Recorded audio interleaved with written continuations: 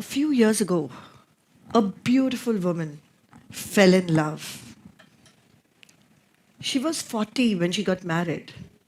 And as is the dream of every married couple, she wanted and waited for a child. Unfortunately, heartbroken. This phase can be a devastating phase in a woman's life, especially as it not only affects her health, but also the mental and the emotional health of the couple together. By the way, the woman that I'm talking about is former Miss World Diana Hayden.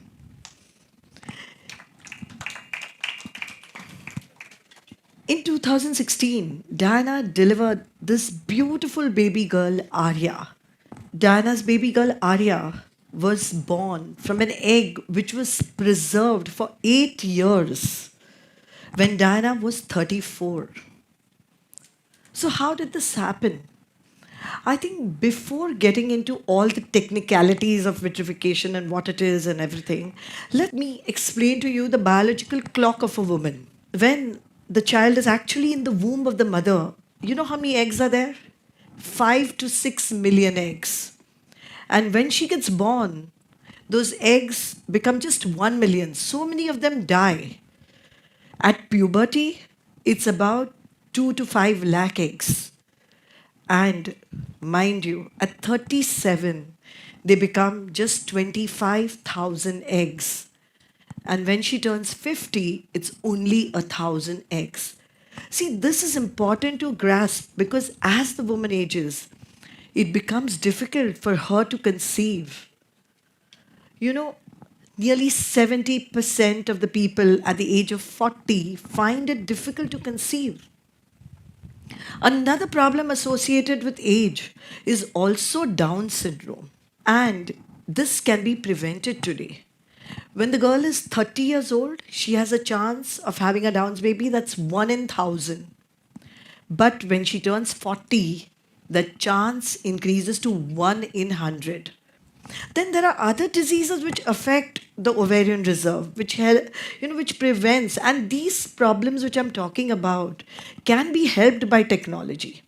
Like endometriosis. We have endometriosis as a disease which attacks the ovaries, the abdominal cavity, everywhere. And what it does is reduce the fertility rates, makes it difficult for the patient to get pregnant. Then the other conditions are benign, cyst adenomas, any kind of tumors on the ovary, multiple surgeries sometimes, because of cysts, doctors have to do multiple surgeries on the ovary. Those are the conditions which can potentially harm the ovary. Another condition that we must remember, all of us, is cancer. Today in India, there is no life after cancer. When cancer is diagnosed, people are shocked, they're depressed, they don't think they will be a cancer survivor. But I want to put this message out today that today cancers are curable. There are a lot of cancers which people fight and live to tell the tale. I have so many patients who come to me and say that we want a baby. They have just had chemotherapy, radiotherapy. Now, the problem with this is that the chemotherapy and the radiotherapy damages the ovaries. So, in these cases, what do you do? All these cases, you must remember, has a solution. But before I go to that, can I have an audience, some volunteer who's 20 to 21 years old and who'd like to just volunteer? Hi, ma'am. What's your name and could you introduce yourself? So, my name is Samiksha. I'm 21 and I'm currently studying biotechnology. Okay, 21. Wow, what an age. I'd love to be that. What is your plan, future plans? I wish to do my post graduation and then maybe an MBA. I think today's generation all wants to do post graduation and MBA is a must. Absolutely. So then when do you plan to get married, have babies? What is the thought process in your mind? Get married by the age of 28, maybe, and Babies Wow. after 32. Wow. Okay. So I think today's women all have a kind of a similar plan in their mind. Study, they want to become independent. It's so very important. So let's put Samiksha and take her into two scenarios. One scenario is Samiksha gets married. I mean, first she gets her degree, she gets a fabulous job. The people are waiting for her, young, with innovative ideas. They want her, the companies want her. And then she finds the man of her dreams. She gets married. And after a couple of years, they decide to start a family. So Samiksha takes a sabbatical from her work. She has a baby. A couple of years definitely are lost because child rearing. Then she decides that she wants to have another baby. So, in this manner, about 5 to 10 years of her life are spent in motherhood. Let's take the other scenario. Samiksha is working and she has decided, she meets a guy of her choice and they both decide that their careers are important. She's ambitious, she wants to become the youngest CEO in that company. So she works, she gets her promotions, spends the whole midnight oil working, and she becomes the youngest CEO at 40. And then she says, okay, I've achieved what I want to do. Now I have the time. I have the money. Let me have a baby, because she realizes that is the void in her life. And what happens to her? Frustration, because as I said before, 70% of the people who are the girls who are at the age of 40 face infertility. And she's terrified of having a Down's baby. So, what is the solution to all this? What have they lost? One of them has lost her productive years, her budding career, her promotions, travel opportunities, and maybe a little bit of love and romance and all the humdrum of life. Oh, and some women gain a few kilos also. Yeah. And what has the other girl lost? That she wants motherhood so desperately. It's an important being a woman. And I think it's really important that we get hold of both the aspects. Because today we are women who want to do something. We have a fire in our belly. So, what is the solution? Technology is offering a solution, that is egg freezing.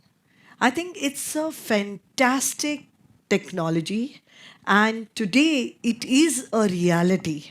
Imagine, I love an ice cream, so I would put it away in the fridge, in the freezer, and 2 months later, when I want to, I feel like eating that particular flavor, I open my fridge and take out that ice cream to satisfy my midnight hunger pangs. Similarly, you can stash away your eggs in cold storage and have a baby whenever you want. That much freedom has been given to women by egg freezing. It's very radical. I know, it's very, very radical. But what is this technology? This technology is vitrification. You can see the video on the screen. And you know what we do over here? The egg is at the body temperature of 37 degrees centigrade. We take it on this little straw and we dip it into liquid nitrogen, which takes it to minus 196 degrees centigrade rapidly. How rapid is the drop in temperature? Minus 20,000 degrees per minute. And that change in technology has resulted in those eggs surviving. It's so rapid, there are no ice crystals. And today, with this technology, the survival of the eggs is 97 to 99%. And that is why this technology can be used. So, if you look at those patients with low ovarian reserve because of endometriosis, because of cancer, the chemotherapeutic drugs, the radiotherapy is toxic to the ovary. So all these girls, before undergoing therapy, can freeze their eggs. The next question you'll ask, is it very expensive? But let's take any middle income family. Don't you invest 1 lakh rupees in a car today? The car is a necessity of your life, right? So then, why not invest in this project? It's your fertility insurance. It's the insurance for having safe future generations. I think it may sound very ambitious and very far fetched to all of y'all, but awareness is what is important. And if we spread this awareness, it will become more popular and more people will go for it. And when there are more people giving this service, I think the technology will become affordable. Do you remember how expensive the smartphones were when they came? Today, they're available for pittance. I think the same is the thing about any technology. The more it becomes popular, it becomes more affordable. Reproduction is the virtue of persistence of life. And we must use our capabilities, like egg freezing, to aid this virtue. You know, yesterday I was at the airport and this young woman came running to me and hugged me. I looked at her. She said, Doc, thank you so much. She said, I'm your patient who froze my eggs 5 years ago with you. And today, I am boarding a flight to Chandigarh to marry the man of my choice. But in the meantime of 5 years, what I did was I went abroad, started a startup, and sold it for millions. She's saying, because I had my eggs with you frozen, I was not worried about finding the Mr. Right. And now I'm going to Chandigarh, I'm getting married. And if I have problems, I know I can come back to you and have a baby. You gave me freedom.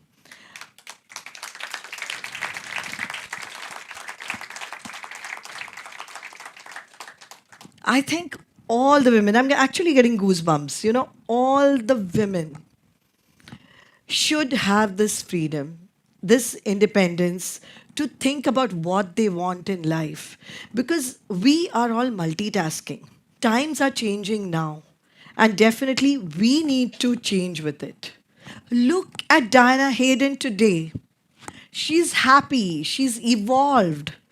And what has she become? You know something? She may be probably the world's first woman to freeze eggs for social reasons as far back as in 2007.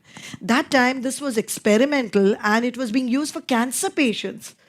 So she has become not only, she's become a motivational speaker and she's talking about it. And she really tells me that, every time we used to tell her, please get married, you're getting too old. She said, what I did was right. I found the person of my dreams at the age of 40. So, friends, what I would just like to say is it's not just because nature demands, but for humanity and for love. I think this idea is worth spreading.